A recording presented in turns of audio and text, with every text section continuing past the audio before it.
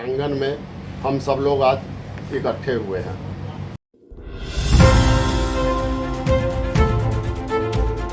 इस जयंती के माध्यम से हम बताना चाहते हैं अपने सभी समाज के लोगों को कि भारतीय संविधान में जो बाबा द्वारा डॉक्टर साहब भीमराव अंबेडकर जी के द्वारा जो सुविधाएं दी गई है, चाहे वो आरक्षण का हो, एजुकेशन का हो, किसी भी तरह का जो सुविधाएं दी गई है उसको सही रूप में भारत सरकार द्वारा या बिहार सरकार द्वारा उसका सही उसका इम्प्लीमेंटेशन हो।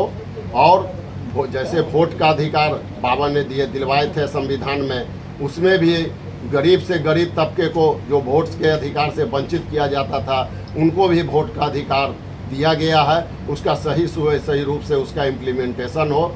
और इस जयंती के माध्यम से आप मीडिया कर्मी के माध्यम से हम बताना चाहते हैं कि बाबा साहब के द्वारा जो भी संविधान में सुविधाएं आरक्षण दी गई है उसको सही रूप से उसका इम्प्लीमेंटेशन हो, चाहे भारतीय जीवन बीमा निगम में हो, भारत सरकार द्वारा दी गई जो भी सुविधाएं हैं उसका सही रूप से इम्प्लीमेंटेशन हो।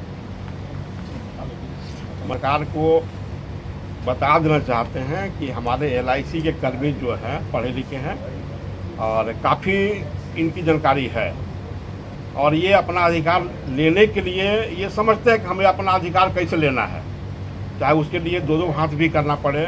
न केवल LIC के बल्कि बाहर भी लोग जो है अपने हक और अधिकार के लिए कुछ भी करने को तैयार है। सरकार अगर हमारे हक को मारना चाहेगा तो हम अपने हक को लड़ने के लिए ग्रास रूट तक भी जाने को तैयार है। और अब वो दिन दूर नहीं है जब सारे लोग जग चुके हैं। LIC में भी बहुत पहले ऐसा ही हुआ करता था। जो संगठन जब से बना है काफ़ी एक्टिव हुआ है और काफ़ी लोगों ने इसे बल दिया है, जिसका नतीजा ये हुआ कि आज LIC में भी जो है माने जहाँ देखिए तहाँ हमारे सोसाइटी के लोग दिखाई पड़ते हैं। और आगे भी अगर LIC के लोग हैं या सरकार जो भी अगर कुछ ख़त्म करना चाहेगा हम लोग उसको डट के मुकाबला करेंगे। अभी जो सुनने को आ रहा है कि इस देश का संविधान ही खतरे में है, तो उसको बचाने के लिए जिम्मेवारी हमारी है, बचाने के लिए हम उसके लिए लड़ रहे हैं, उसमें कोई शक नहीं है। सोशल प्लेटफॉर्म के माध्यम से भी विभिन्न पॉलिटिकल पार्टी को हम लोग दबाव बनाए हुए हैं कि भाई हमारा अधिकार अगर ख़त्म होगा तो आपको हम लोग बख्शेंगे नहीं, आपके साथ भी दो हाथ करने को तैयार हैं, चाहे आप मेरा भाई ही क्यों नहीं है। सर, बाबा साहब की जयंती सभी लोग मनाते हैं, खासकर राजनीतिक दल के लोग हो या समाज के सभी वर्ग के लोग, लेकिन इनके विचारधारा पर चलते नहीं हैं। बाबा साहब सिर्फ शेड्यूल्ड कास्ट और शेड्यूल्ड ट्राइब्स के नहीं है। बाबा साहब जो है अगर आप उनका जीवनी पढ़ेंगे, उनके द्वारा किए गए कार्यों का अगर समीक्षा करेंगे तो बाबा साहब देश के लिए बहुत कुछ किए, हर वर्ग के लिए की, चाहे वो बैकवर्ड हो, हरिजन हो, बैकवर्ड हो, चाहे मुस्लिम हो, चाहे महिला हो, सबके लिए की। यहाँ तक कि सरकार भी चल रही है, रिजर्व बैंक ऑफ इंडिया का स्थापना उन्होंने ही किया, महिलाओं का अधिकार उन्होंने ही दिया, लेकिन आज उसको लोग कैद कर दिया है, शेड्यूल कास्ट के नाम पर ठेपा लगा दिया है। ये सरासर अन्याय है, इसका हम लोग जो है करते हैं। और बाबा साहब द्वारा बनाए गए संविधान को रक्षा करने के लिए हमारा पूरा समाज जो है, भारत के पूरा समाज जो है एकजुट है, उसके लिए दो हाथ करने को तैयार है, हम लोग करेंगे। चलिए परिचय दीजिए सर। अब राम परवेश राम हुए, फाउंडर लीडर हुए शेड्यूल कास्ट शेड्यूल ट्राइब्स, ये जो संगठन है LIC का SC ST का, इसका फाउंडर लीडर हुए। शुरुआत हमने ही किया था, फाउंडर लीडर हुए। अभी हम जो है माने रिटायर्ड हो गए हैं, सोशलिस्ट समाज पार्टी के प्रदेश अध्यक्ष। क्या मैसेज है, क्या विचारधारा से सीखने को मिल सकता है इनके विचारधारा से? आज बाबा साहब की जयंती के अवसर पे अपने निगम के कर्मचारियों के माध्यम से हमारे समाज के बीच में एक मैसेज ये देना चाहते हैं कि हम एजुकेट हों, हमारा एजुकेशन बढ़े और एजुकेशन होने के बाद जो भी सरकार के द्वारा जो रिजर्वेशंस है उसमें हम आएँ और एक समाज के एक प्रतीक के रूप में हम आगे बढ़ें। लेकिन आज हमारे बीच एक ऐसा सिस्टम चल रहा है कि जिस सिस्टम में हमको प्रॉपर जो रिप्रेजेंटेशन है वो नहीं मिल रहा है।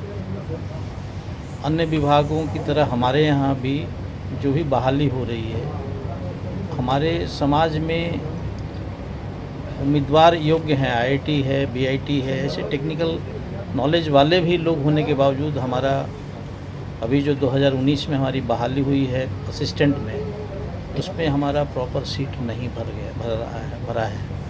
ये हमको ये बताता है कि आज से हम 50 साल पहले जो स्थिति में है कहीं वहीं तो नहीं आ गए। तो इस जयंती के माध्यम से हम अपने लोगों के बीच में ये मैसेज देना चाह रहे हैं कि हमको ये जो इस तरह की जो व्यवस्था सरकार कर रही है, इस व्यवस्था के बीच में लड़ना है और हमारा जो वो वैकेंसीज जो नहीं भरी जा रही है उसको मैनेजमेंट पर ऐसा हम दबाव, सरकार पर ऐसा हम दबाव दें कि हमारा वैकेंसी आदमी रहते हुए, हमारे योग्य उम्मीदवार को रहते हुए, पढ़े लिखे समाज को होते हुए भी एक ऐसा नियम कानून बने जिसमें हम पूरी संख्या में आएँ। ये नहीं आने के पीछे कहीं एक लगता है कि सोची समझी साजिश के तहत हमको जो नौकरी के जो पोस्ट है उससे हमको वंचित किया जा रहा है। तो हम इसको इस माध्यम से, इस जयंती के माध्यम से अपने बीच ये भारतीय जीवन बीमा निगम के कर्मचारियों के माध्यम से अपने समाज में ये मैसेज देना चाहते हैं कि इसको आप संगठित रूप से शिक्षित होकर और इसको संघर्ष करने के लिए तैयार हैं। धन्यवाद। साथियों, इस जयंती के अवसर पर बाबा साहब को जो याद की जा रही है, उनका मुख्य जो दिन है वो भारत का संविधान है। भारत के संविधान ने लागू होने के लिए 3 अंग बनाया गया: विधायिका, कार्यपालिका और न्यायपालिका। इस जो LIC में लोग मौजूद हैं ये कार्यपालिका के लोग हैं और कार्यपालिका में जो लोग आए हैं वो विधायिका से आए हैं।